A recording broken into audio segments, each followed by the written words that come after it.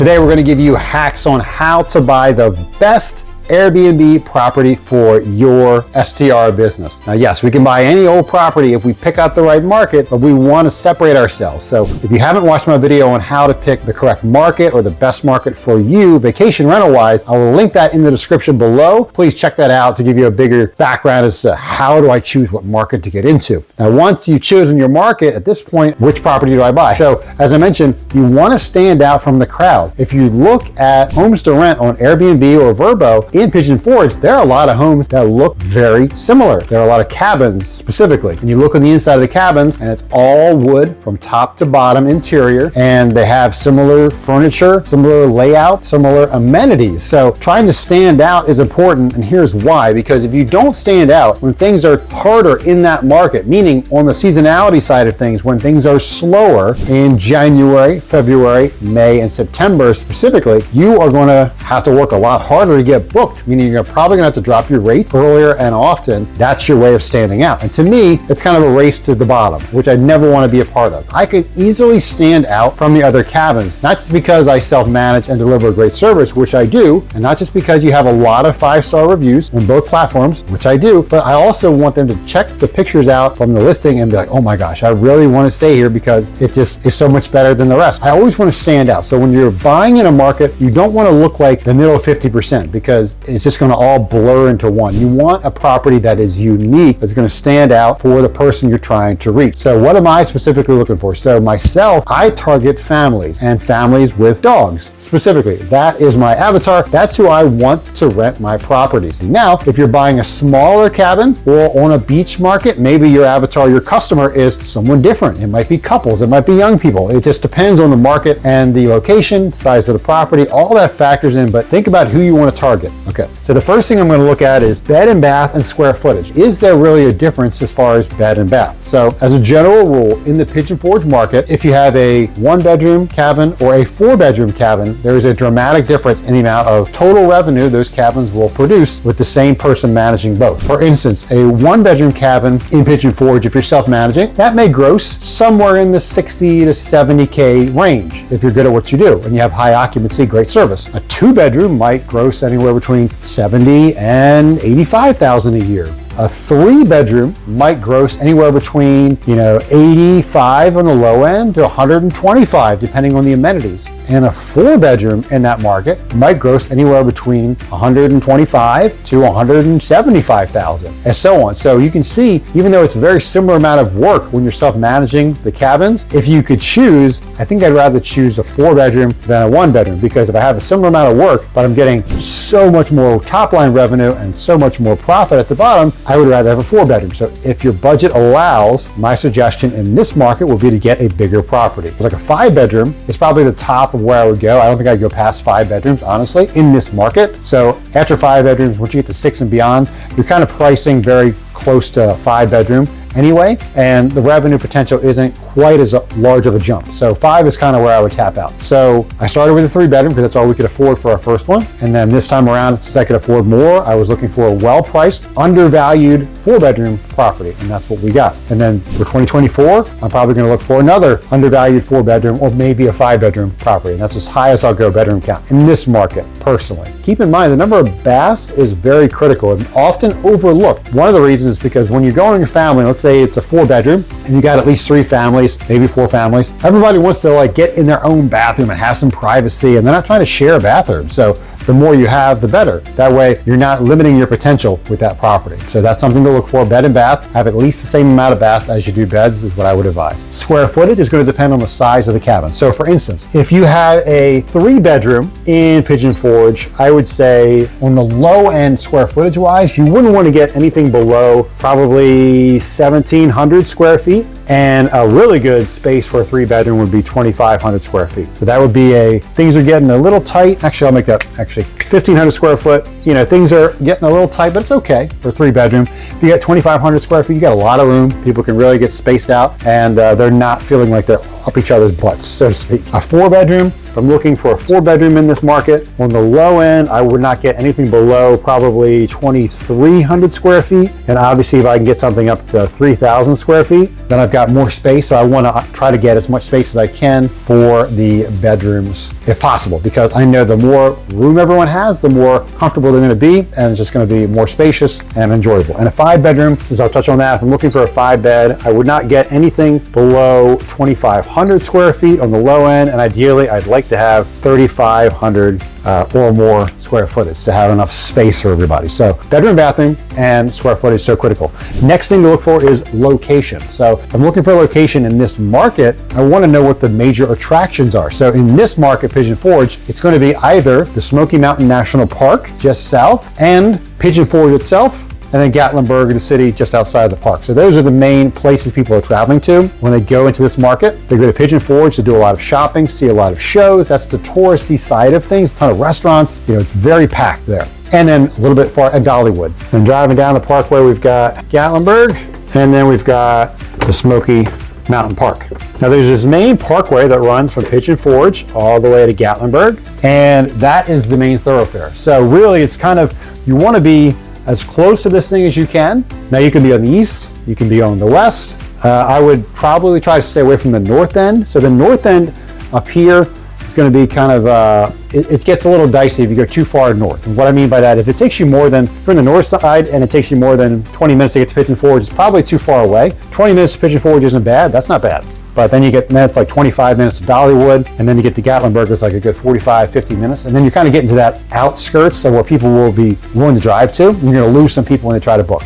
Ideally, you're within perfect range. You're right here, just off the parkway, and you've got, 10, 15 minutes to Gatlinburg tops, 5 minutes to Dollywood, and 6 minutes to Pigeon Forge. So that's perfect. Location is so critical. You have to know where you're at. So once you get past what's kind of normal for that area, it's going to weed out some people, and you're going to reduce the amount of people that are going to be willing to stay at your place. So you've got to know location. Next, what I look for are amenities. So on the amenity side of things, I want to make sure that I have at the minimum, what's normal for the area to have. So in this market, Pigeon Forge, you're used to seeing a lot of cabins. So if I'm getting a cabin, I want to make sure I have at least a hot tub. I have to in this market. And if I don't have a hot tub, I have to factor that in when I'm making an offer as something I'm going to have to buy and add after I close on the property, because it's just a must in this market. It just is what it is. In a beach market, it might be a pool in Florida. Like if you don't have a pool, it's kind of weird if you're on the beach. So whatever it is for your market, know what's normal for your market. So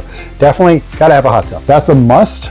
And then as far as other amenities, I say one other one would be for this market is a fire pit. And if you don't have a fire pit, again, I would plan on adding one in, because it's just kind of a must in the market, because there's 4 different seasons in this market. So people like the outdoors in this market. So it just kind of goes hand in hand where people can get together as a family around the fire, have the s'mores, have beers, relax, enjoy each other right by the house, but the fire pit's a must. And then beyond that, I also want to know what are the most popular amenities to have so I can really separate myself. So in this market, there's really 3 amenities that are the top 3. And if you're not sure what amenities are normal in the market, you can actually, if you go to Price Labs will actually let you look at the different amenities based on your market and your bedroom count. So you kind of have an idea of like what's in demand for amenities. It'll list it by what amenities are most in demand. That way you know in order what's the most important amenities to have, right? So I've already looked this information up. So for the Pigeon Forge area, the top 3 amenities, number 1 is going to be the view. People want to make sure that when they're going to the mountains, they have a beautiful mountain view.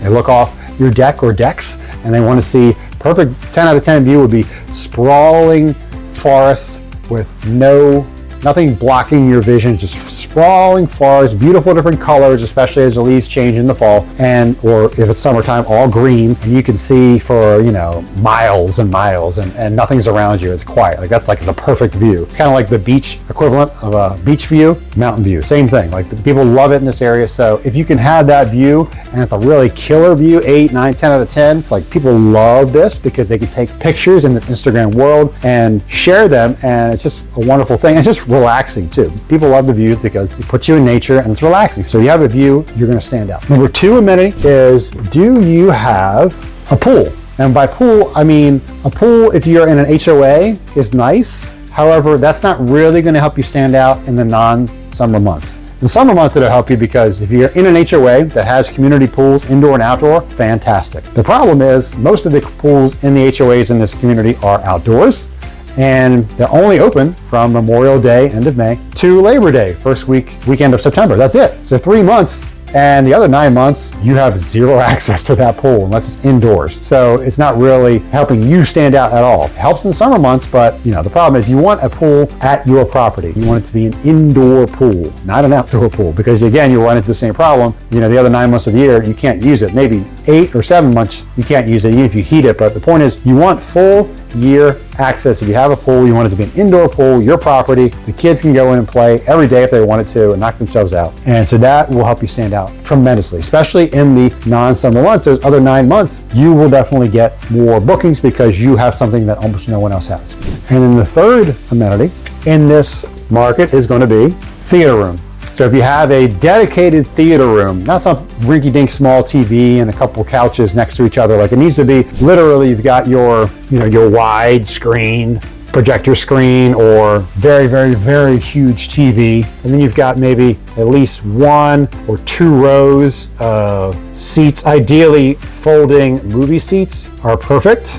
Probably its own room, and it's got probably like pictures on the wall of other famous films and cinema, and maybe you got a popcorn machine, and you want to fully dedicate it to this is just for movies and relaxation. That will help you stand out. If you're going to watch a movie as a family, isn't it interesting if you can watch it like it's a theater experience, which really is something you don't get to do unless you buy a ticket and go to a movie theater. So that helps you stand out. So if you have these 3 amenities of tremendous mountain view, a private pool, of course it'll be heated indoors, and a theater room, if you have all 3, you can command crazy high prices. So those are the amenities I'm looking for in this particular market. Next, updates. So when I'm looking for a property, does it need any updates? And what I mean by that is, does it aesthetically look good to people that will potentially book, or is it dated looking? Is it older looking? So it doesn't have to be 1970s old. It could be 2005 old, which is still almost 20 years old. And what I mean by that is, if you look at the photos, is there carpet, or is there, laminate or vinyl plank flooring? Are there, in this market, are there tubs in the bedrooms? If you're in the market, you know what I'm talking about. They literally will have a bathtub, like a hot tub, not a hot tub, but a bathtub in the room. So it's like you've got the bed, and then like 8 feet over to the left is a tub in the bedroom still. Hopefully it has like its own, like some tiles around it so you don't get the carpet wet, but like that was the style and popular 20 years ago. So when you see those properties and still have those tubs in the bedrooms, you're like, ugh, because it just kind of looks weird, and it's not really in, for today's guest looking to book in that market. So what I mean by that is, I'm looking at a property on the MLS and I see that it's got the carpet and the tubs and the kitchen. Is the kitchen countertop not exciting looking? Are the appliances all old, dated, beat up, black? They just don't look great. So you have to factor all these things in when you're making an offer, which we'll do a separate video on making offers on your first Airbnb property. As far as deciding whether or not it needs updates or not, you have to keep that in mind when you're going to make offers and bake that in. Other amenities besides the theater room and the hot tub and the fire pit, you could also get would be, an arcade room.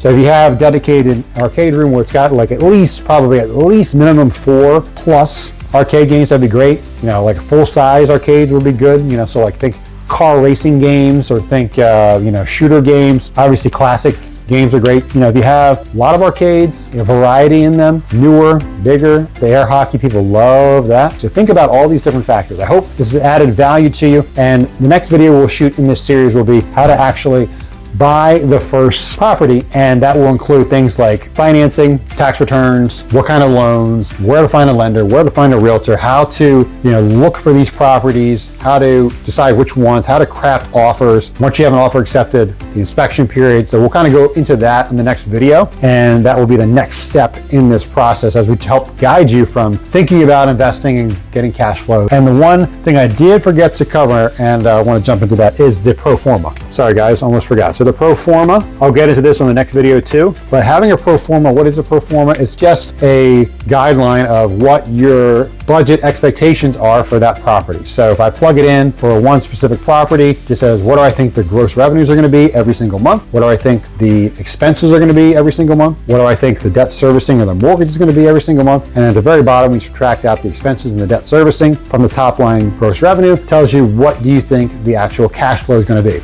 and is it going to be enough or not? So we'll cover all that as well. All right, until next time, guys, I appreciate you tuning in. If you like the video, please like and subscribe to the channel. We're always talking about all things entrepreneurship, investing, and whatever we can add value to, we will add value to. So thank you so much for tuning into the channel. I appreciate you. Love you for being here. Until the next video, peace.